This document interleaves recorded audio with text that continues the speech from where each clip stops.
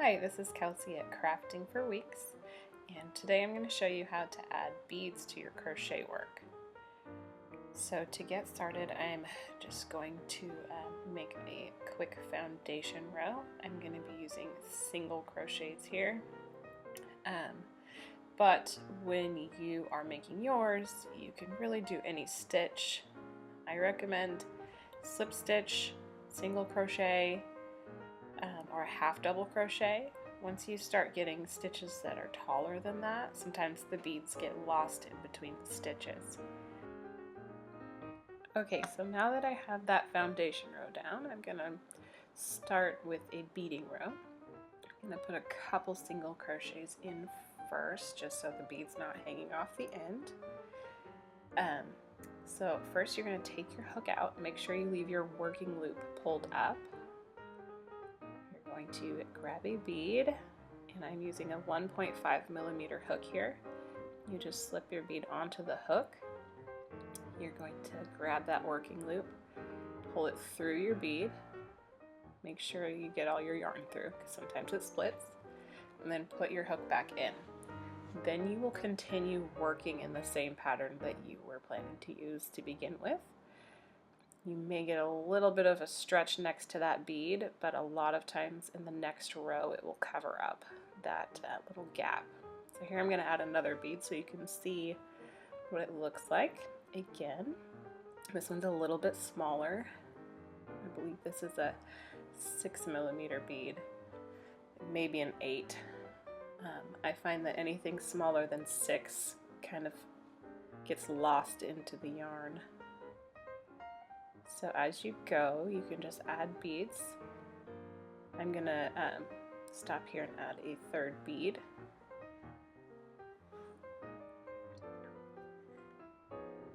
And once you get all the beads on, you're going to, well, in this case you'll chain one and turn.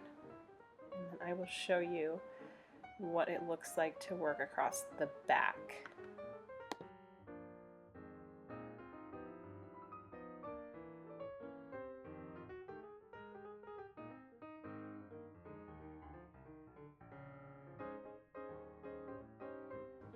Okay, so now that you've turned your work, I'm going to continue single crocheting here. This little loop next to the bead is my stitch. I'm going to go ahead and put my hook in, and then as I go to the next stitch, I'm going to want to push that bead forward. I find that these work a little bit like the bobble stitch, where they kind of like to be on one particular side of the yarn. So you push it forward as you go, and that will keep the beads kind of textured in your work. Now you can work all of your stitches on the right side, but I feel like they just look better when you have a right side and then you do a row of wrong side stitches where you're turning your work and working across the back.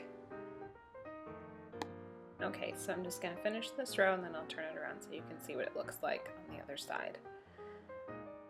Now, once you turn back to the right side of your work, you'll see that these beads kind of stand up against the stitches. So all the stitches are still there, there's just texture on top of them. Now this is a little bit different than your traditional beading in crochet, where you would string all of your beads ahead of time and then work the beads into the actual stitches. This is just putting a bead next to your stitch. So it's not quite as clean as pre-stringing, but it is a lot more convenient as you don't have to know exactly how many beads you're going to be using or what order you want them in. So this is a fun way to add texture to your work and little pops of color if you choose. And it's a way that you can do it without having to know ahead of time exactly how many beads you're going to need.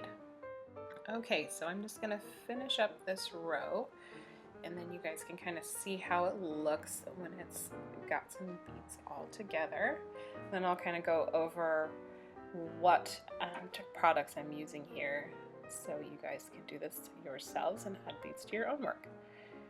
So first of all, I'm using a worsted weight yarn. In this case, I'm using kind of a larger hook just because that's what was handy, but you can just use the hook that's recommended. These beads are from Hobby Lobby. They are the Design Co. beads. They come in several different sizes. There's a 10mm, an 8mm, a 6mm, and a 4mm. I find that the 4mm is a little bit of a pain to work with because it doesn't fit on the 1.5mm hooks. So you actually have to have a smaller hook to use it, and it gets lost in your stitches. So I stick with these 3 sizes when I'm working, and I haven't had any issues thus far. For more fun ideas and free patterns, check out my website at craftingforweeks.com.